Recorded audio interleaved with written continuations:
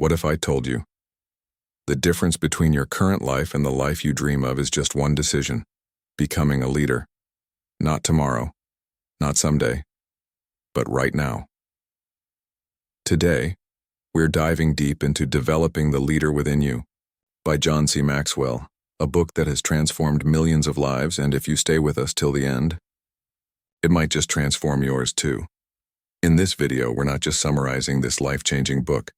We're breaking down the most powerful, most practical leadership laws that even CEOs, creators, and changemakers swear by. And here's the real deal. At the end of this episode, we're giving you a complete summary, plus 10 smart, mind-expanding questions to test if you truly understood and absorbed the book's essence. These aren't just questions, they're mental gym reps to strengthen your mind and leadership muscle. Oh, and there's a little surprise waiting for those who make it to the end. So if you're tired of being average, if you're ready to lead in your business, your career, and your life, stick around. Our expert panel is about to unpack it all. Let's begin. Welcome to the Deep Dive. We take a whole bunch of sources and boil them down, give you the key insights fast so you feel informed, not, buried in information. Yeah, cutting through the noise. Exactly. And today, we're digging into leadership, priorities, integrity, the real core stuff. And we're using John C. Maxwell's Developing the Leader Within You as our guide. Right, our mission. Give you a shortcut, basically, to understanding what makes leadership actually work. And Maxwell is great because he's so practical. It's not just theory, it's stuff you can actually do. Doesn't matter if you have a fancy title or not. Totally agree. Okay, so let's dive right in.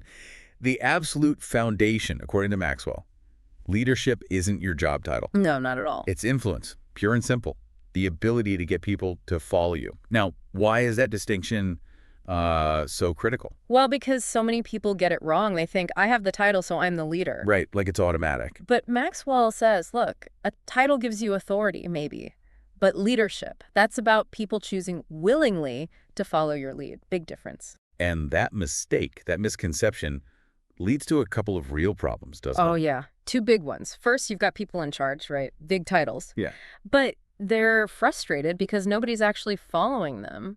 They can give orders, but there's no real buy-in. They have the badge, but no believers, like you said. Exactly. They've got the power on paper, but zero actual influence. And the second problem... That's the flip side, right? People without the official title. Yeah. They might not even realize they could lead. They underestimate their own influence, the influence they already have or could build, so they don't step up. Okay, so if it's about getting followers, how do we actually make that happen? Maxwell had this idea about working backward. Right. He says, once you define leadership as the ability to get followers, you work backward from that point of reference to figure out how to lead. Working backward. What does that look like? It means you constantly have to ask yourself, why would someone want to follow me? Not why should they, but why would they want to? Ah, okay. So it shifts the focus from just commanding. Exactly. Away from just relying on your authority and towards earning trust, building belief in where you're headed together. It's about inspiration, not just instruction. Like a boss tells you what to do, a leader makes you want to do it. Precisely. Maxwell contrasts the boss who drives people using authority with the leader who coaches them using goodwill and relationships. It's that old saying, isn't it? You can lead a horse to water. But you can't make it drink. You can manage tasks, sure, but you can't just order people to genuinely follow you. That has to be earned. Which brings us neatly to his 5 levels of leadership idea. Right. Level 1 is position. That's where most people start. You get appointed, you get the title. It's the entry point. Just the entry point, and it only gets you so far. Like that funny story about Leo Durocher getting appointed to the major leagues by a congressman. Huh, yeah, exactly. Doesn't make you a great player, does it? Or a leader people respect. No, and Maxwell says at that position level, people only do what they absolutely have to do. Minimum effort. Because why would they do more? The leader hasn't earned anything yet. Morale can be pretty low then, I guess. Often is, because it's all based on the rights of the position, not on relationship or respect. But the other levels, permission, production, people development, pinnacle those you have to earn. Through connecting, getting results, growing others. That's the real leadership journey, moving up those levels by earning trust and influence. Okay, so influence is the bedrock. But how do leaders actually, channel that influence effectively, get things done? Maxwell says it comes down to priorities. Yeah, and this is where the 80-20 rule comes in, the Purdy principle. Ah, right. 80-20. Maxwell points out it applies everywhere in leadership. Like, roughly 20% of your activities will probably produce 80% of your results. Whether that's your time, your team members, your products. Exactly. 20% of your people might be driving 80% of the productivity. 20% of your time spent on the right things yields 80% of the value. So the smart leader has to figure out what that crucial 20% is. Absolutely. Focus your energy there. How do you spot, say, the top 20% influencers or producers on your team? Is there a trick to it? Maxwell offers a really interesting way to think about it. Ask yourself this question. Okay. If this person actively worked against me or just completely withdrew their support, what would happen to my key goals? Ah, okay. The people whose opposition would really hurt, Yeah, they're likely in that top 20%. that's a pretty good indicator, yeah. It helps you see who has real clout. It's all about working smarter, not just harder, right? He uses that image. The guy digging holes. Yeah, digging holes all day, super busy, but with no purpose. Right. All that effort is just wasted if it's not directed at the things that actually matter. So how do you direct it? He talks about sorting tasks, doesn't he? Yeah, the urgency importance matrix, you've got high importance, Right, everyone does now. fires. Right. Right. Then high importance, low urgencies, those are crucial. You need to schedule time for them, be proactive. The strategic stuff? Exactly. Yeah. Low importance stuff, handle it quick, delegate it, maybe even drop it. It's about making conscious choices. There's that great quote from Robert McCain he uses.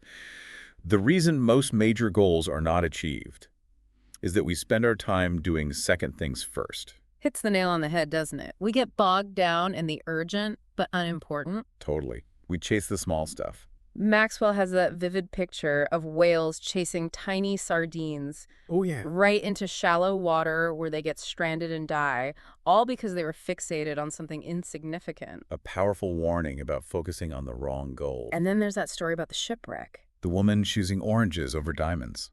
Yeah. In a real crisis, your priorities become crystal clear very fast. Suddenly, diamonds mean nothing. Oranges mean survival. It really puts things in perspective. Emergencies force clarity. And sometimes a lack of clarity leads to, well, humorous failure, like the ranchers arguing endlessly about the ranch name. The Flying W, Susie Q, Bar J. Right. Spending all their energy on the name, the secondary thing. And they never actually got around to branding the cattle, the main job. Exactly. They majored in the minors. So the question for you, the listener, is, are your efforts focused on branding the cattle? Or are you stuck arguing about the ranch name? Good question. Okay, so we have influence, we have priorities. What's next? Maxwell says the single most important ingredient is integrity. Integrity. Foundational. Yeah. He quotes Socrates, right? Yeah.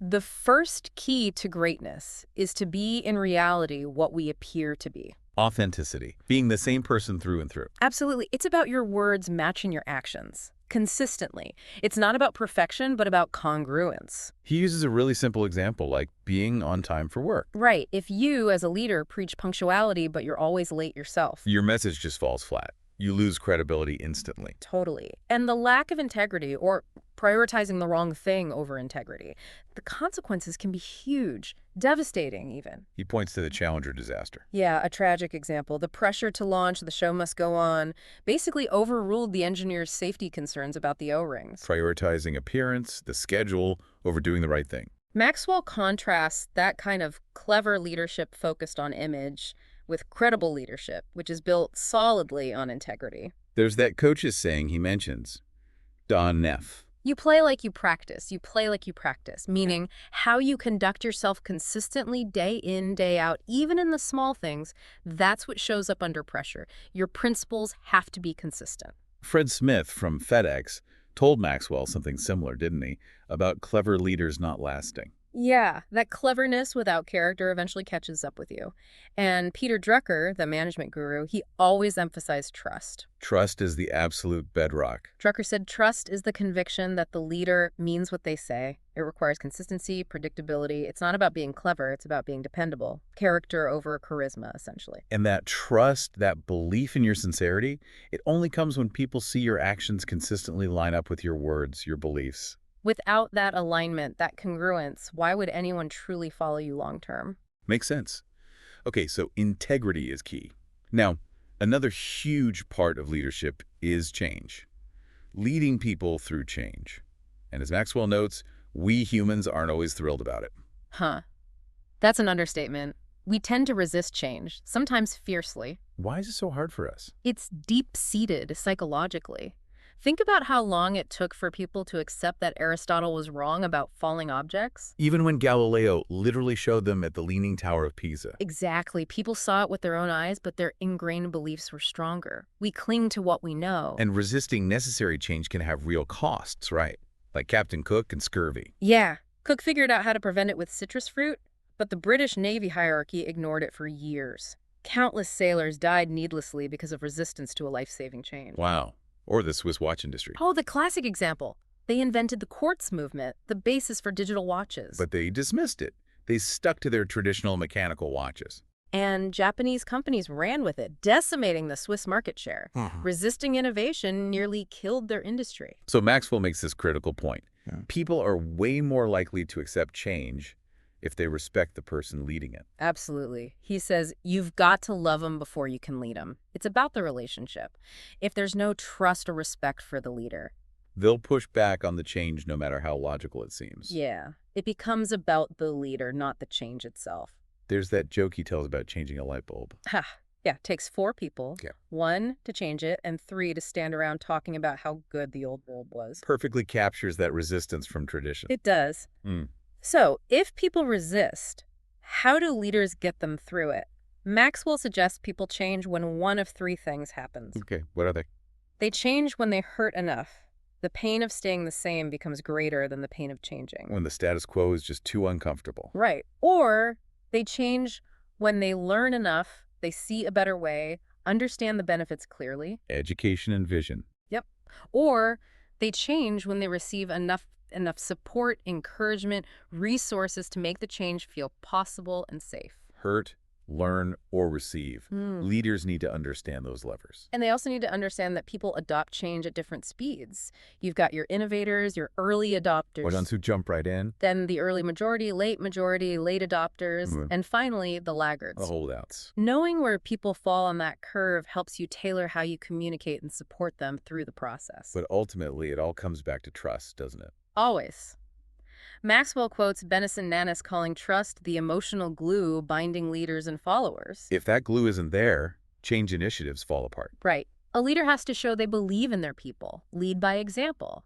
Like Andrew Carnegie, who said he paid less attention to what people said and more to what they did. Actions build trust. And the history of change in an organization matters too, right? Past experiences. Hugely important. If past changes were handled badly, people will be naturally skeptical next time. If they were positive, they'll be more open. It creates a track record. Exactly. And things are always changing. Charles Exley, the NCR guy, said most of what he'd learned in 36 years didn't apply anymore. Wow. Constant adaptation is necessary. It is, which leads to that great Max Dupree quote. In the end, it is important to remember that we cannot become what we need to be by remaining what we are. Powerful. You have to evolve. And it's never too late. Look at Alfred Nobel. He read his own obituary published by mistake, calling him the merchant of death for inventing dynamite. Ouch. Right? It shocked him into changing his legacy, establishing the Nobel Prizes to reward human achievement. Proof that profound change is always possible. Great story. Okay, so change is constant, and alongside change come problems. Maxwell spends a good chunk of time on problem solving. Yeah, because problems are inevitable, right? In life, in leadership, and people look to leaders to either fix them or, maybe more importantly, teach them how to fix them. He starts with that relatable story of Joe's morning. Oh, yeah, the phone call, the leaky faucet, the car won't start, just bombarded before the day even begins. We've all had mornings like that, feeling totally overwhelmed. But Maxwell flips it. He points out that problems aren't always bad. Sometimes they're disguised opportunities. Like the boll weevil. Exactly. The beetle devastated cotton crops in the South. Terrible problem, right? But it forced farmers to diversify into peanuts, soybeans, other crops. And ultimately, it led to a much stronger, more resilient agricultural economy. The problem spurred innovation and growth. So adversity can actually lead to prosperity. It can. There's that wise old man in one story, asked what life's heaviest burden is. And his answer? Having nothing to carry. Problems give us challenges, purpose. And history is full of people who achieved amazing things despite huge problems. Absolutely. Think of the Psalms, the epistles in the Bible written amidst huge difficulties. John Bunyan writing Pilgrim's Progress in prison. Florence Nightingale changing healthcare while chronically ill. Pasteur making discoveries after a stroke. Parkman writing history, blind and sick. Incredible resilience. It shows that the problem itself is often less important than how we react to it. Like Charlie Brown, always complaining, "Why me?" Maxwell suggests the real problem is often our attitude. Right. And studies show many highly successful people actually overcame major handicaps or tough backgrounds. It forged them. So the key, Maxwell says, isn't just solving problems for people. No, it's solving them with them, teaching them the skills, empowering them. That's real leadership development. Like Eisenhower told Kennedy, the easy problems never reach the president's desk. Exactly. If it was easy, someone else would have solved it already. Leaders deal with the tough stuff.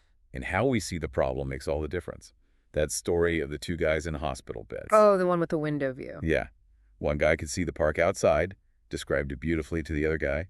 But when the second guy finally got the window bed, all he could see was a blank brick wall. The first guy had created that beautiful world entirely in his mind. it's all about perspective. Attitude shapes reality. Totally. And when solving problems, Maxwell says ask the right questions. Don't just focus on the immediate issue. Look for trends, patterns, timing. And talk to the right people. Yeah, be wary of the "we've always done it this way" crowd. Seek out fresh perspectives. Break assumptions. Like the 9-dot puzzle. Classic example. You can't solve it unless you draw lines outside the imaginary box created by the dots.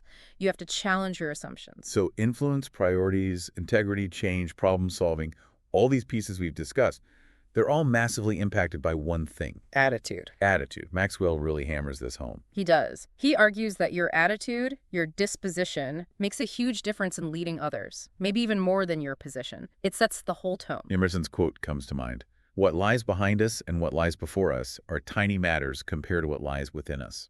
Beautifully put. It's the internal landscape that matters most. And there's that Carnegie Institute study, finding that something like 85% of success comes down to personality factors. And attitude is primary among those factors. It's not just skills and knowledge. It's how you approach things. The story about the principal and the teachers really shows this, doesn't it? The exceptional teachers. Yeah, it's brilliant. The principal tells these randomly selected teachers they're the best, and that they've been assigned the brightest students also chosen randomly. And what happens? The teachers' expectations skyrocket, their attitude shifts, and guess what? Those average students perform exceptionally well. The teacher's belief changed the outcome. The power of expectation and attitude. Wow. And Maxwell makes a key point. Attitude doesn't necessarily control your feelings. You still feel frustration, fear, whatever. Right. But your attitude can keep those feelings from stopping you. It dictates your response, your actions, despite the feelings. Like that Chinese tattoo artist saying. Before tattoo on body, tattoo on mind. Your mindset, your internal belief gets imprinted first and shapes everything else. There's that poem, too, about the man who thinks he can. Classic. If you think you're beaten, you are. If you think you can win, you've got a fighting chance. Belief is powerful. You see it in sports all the time, right? The tiny margins between the top players. Often comes down to mental game, attitude. Who believes they can sink that putt under pressure? Or breaking the 4-minute mile. Everyone thought it was impossible. Until Roger Bannister did it, and then suddenly lots of others did too. He broke the mental barrier as much as the physical one. Belief changed. Dennis Waitley's line about winners thinking, I can, I will, and I am. Compared to losers focusing on I could have, I might have, I should have. It's about focus and self-talk. Even in health outcomes, attitude plays a role. Those cancer studies. Yeah, researchers found patients with a strong fighting spirit, a positive, determined attitude, often had better outcomes than those who felt hopeless. Mindset matters. So the takeaway is, don't wait to feel motivated or positive. Act first. Exactly. Act your way into feeling differently. Change your behavior, and your attitude often follows. Like pulling weeds? Yeah, the mustard plant analogy. You have to actively, diligently root out the negative thoughts, the bad habits, to make space for the good stuff to grow. It's ongoing work. Okay, so we've covered the leader's internal landscape quite a bit. Now, Maxwell shifts focus outwards to what he sees as maybe the leader's most crucial role, developing other people. Yes, developing other leaders. He calls people your most appreciable asset. They grow in value when invested in. And it's not just about getting people to follow you. No, the real mark of a top-tier leader, level 4 and 5 stuff, is influencing others to become leaders themselves. Reproducing leadership. Because ultimately, your success level is determined by the people closest to you. Absolutely. Their capacity determines your capacity. He uses that analogy.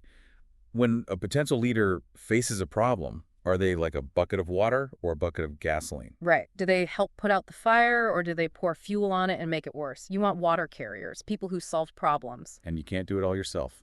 That Roland Young quote is funny. I am a self-made man, but I think if I had it to do over again, I would call in someone else. Perfect. Highlights our need for others. We're interdependent. Like JFK said, the best way to go along is to get along with others. True. And the geese flying in V formation. That's a great visual for teamwork. How they draft off each other, take turns leading, honk encouragement. It shows how working together, supporting each other, makes everyone more efficient and able to go further. There's also that slightly depressing population statistic he sometimes uses. Huh. The one showing how few people are actually carrying the load doing the real work. Yeah. It really underscores why we need more effective leaders developing more contributors. Definitely. And the value of people. Henry Ford nailed it. Take my factories, burn my buildings, but give me my people, and I'll bring my business right back. Shows where the real value lies. Not in assets, but in capable people. Maxwell's father taught him something similar, didn't he? About expensive workers. Yeah, that the most expensive workers aren't the highest paid. They're the ones who are non-productive. They cost the organization without contributing value. So how do you develop people effectively? He talks about the 101% principle. Right. Find the person's single greatest asset, their biggest strength, and pour 101% of your encouragement and development efforts into that. Focus on strengths. Focus on strengths. Magnify what they do well. And that University of Chicago study is interesting too. About what predicts success. Yeah. It wasn't just raw talent. It was drive, determination, desire. Those internal qualities often mattered more. So you look for that fire in the belly. You do. And remember, people don't just care about how much you know. They care about how much you care. About their needs, their dreams. Exactly. Do you genuinely care about helping them succeed? That matters more than your title. It's about empowerment. Leaders innovate, managers maintain. That distinction again. It is. Leaders grow things, including people. Managers often just administer the status quo. The baseball farm system analogy works well here too. Yeah, developing talent from within. You know them, they know the culture. It builds loyalty, provides depth. It's a smart long-term strategy. But development also means dealing with poor performance sometimes. Has to be done. Train them if possible, transfer them if they're a bad fit for the role but good elsewhere, Or terminate if necessary. Tough calls sometimes. They are. And creating that climate for growth, it requires the leader to be growing themselves. And often, it requires sacrifice from the leader, time, energy, sometimes even sharing the spotlight. Walter Lippmann's quote about the final test of a leader. Leaving behind in others the conviction and the will to carry on. That's the legacy. Building something that outlasts you through the people you've developed. And empowerment is key to that. Giving opportunity, freedom, security. Letting people feel they're part of something bigger than just their individual job. Okay, great. So you're sold on developing people. Yeah. But how do you spot the ones with real leadership potential in the first place? That's a skill in itself. Huge skill. A leader has to be able to recognize ability, often before the person even sees it in themselves. Like Dale Carnegie saying he hired millionaires. But clarifying, they weren't millionaires when he hired them. He saw the potential and developed it. It's like mining for gold, Maxwell says. Yeah, you got to sift through a lot of rock to find the nuggets. Look for the positive qualities, the potential. And hiring is critical, making the right choices up front. He compares a bad hire to. Jumping out of an airplane, once you've made the mistake, it's really hard to fix. Especially as you grow. One marginal hire might be okay, but if you keep hiring them. Your whole organization gets diluted. Mediocrity sets in. Hiring well is strategic. So what do you look for? Character is huge, right? Non-negotiable. Honesty, integrity, self-discipline, teachability, work ethic, the fundamentals. And watch out for warning signs, like people who never take responsibility. Big red flag. Also, look for a positive attitude. He uses the bumblebee analogy. Aerodynamically shouldn't be able to fly, but it doesn't know that, so it flies anyway. Exactly. That can-do spirit. Optimism, even when things are tough. Like the elevator operator who loved his job. Attitude is the advanced man of our true selves, as he puts it. Excellent people skills are also vital. Absolutely essential. Andrew Carnegie paying Charles Schwab a fortune mainly for his ability to handle people. That says it all. You need to connect, motivate, understand others. And Maxwell categorizes people. Never bees, could bees, and can bees. Focus your energy on the could bees and can bees. Invest where there's potential for growth. Right. And check their track record. Robert Townsend's point about leaders being known by their team's performance. Past results are often a good predictor. They are. Confidence is another key trait. Leaders possess it, like Boris Yeltsin standing on that tank. And they instill it in others. Exactly. Plus, self-discipline, managing emotions, managing time. Crucial. And communication skills. Vital. But not just being articulate. It's about genuine concern, focusing on the other person, making sure they understand. Also look for people who aren't satisfied with the status quo. Yeah, a healthy discontent. Willingness to take calculated risks to make things better. Okay, so you found someone with potential. How do you mentor them effectively? Build trust. Maxwell uses TRUST as an acronym. Time, respect, unconditional positive regard, sensitivity, touch, meaning encouragement. Ask good questions, clarify expectations, reward the mentor's time. Believe in them. Give encouragement, he calls it oxygen to the soul. Be consistent. Hold hope high for them, like Churchill did for Britain. He mentions Moishe Rosen's dream identification exercise. Helping people figure out what they really want to achieve. And that great story about Edmund Halley pushing Isaac Newton. Yeah. Halley encouraged Newton, paid for the publication of his Principia Mathematica, unlocked incredible genius by believing in someone's dream. And finally, show them the big picture, how their work matters. Like the receptionist realizing her role was crucial to the organization's mission, adding significance. Okay, identified potential leaders. Now equipping them, giving them the tools to succeed. Right. You can't just identify. You have to actively equip. Maxwell uses the little red hen story here. Ah, the one who does all the work baking bread while the others watch. Exactly. You don't want team members who just want the rewards without putting in the effort. Equipping involves providing resources, support. Applying the 80-20 rule, maybe? Focus support on the highest potential people. Could be a smart way to allocate resources. An equipper is a mentor, an empowerer. Bob Beal's list of traits, initiative, adaptability, communication helps identify who's ready for equipping. Philosophical compatibility is important too, right? Yeah. Making sure you're aligned on core values. Crucial. And it starts with relationship. Build that personal connection first. Then ask for commitment. Blanchard's quote, interest versus commitment. Interest signs up, commitment follows through. Or Lou Holtz's kamikaze pilot analogy, you only want people fully committed. Gotta have skin in the game. And setting written goals is key. That Yale study, even if apocryphal, makes the point. Writing goals down increases achievement dramatically, like Ben Franklin asking himself daily questions about his progress. And communicate the fundamentals clearly. Drucker's point again. People often underperform simply because they don't fully understand what's expected or how their role fits in. Clarity is vital. And give responsibility with authority. Can't have one without the other. Churchill knew that. You have to empower people to actually do the job you've given them. What about when someone you're equipping struggles? How do you handle poor performance? Diagnose first. Is it a bad fit for the role? Needs more training? Or is there a character or attitude issue? Then address it based on the diagnosis. Train, transfer, or if needed, terminate. Right. And the leader has to be growing too. Personal growth isn't optional. It has to be deliberate, planned, consistent. Zig Ziglar was right about that. Maxwell gives practical steps. Daily time for learning, reading good stuff, recording insights, thinking time. Asking questions, evaluating people, filing ideas, applying what you learn, it's a discipline. Giving varied experiences, the 3-year rule. And confronting issues quickly and constructively. Separate the person from the action, focus on what can change, be specific, avoid sarcasm, give an action plan, affirm the person. Lots of practical advice there for equipping. Definitely. And the goal of all this identifying and equipping isn't just to have a bunch of capable individuals. To build a team. A dream team, as Maxwell calls it. Right. A cohesive unit that multiplies everyone's effectiveness.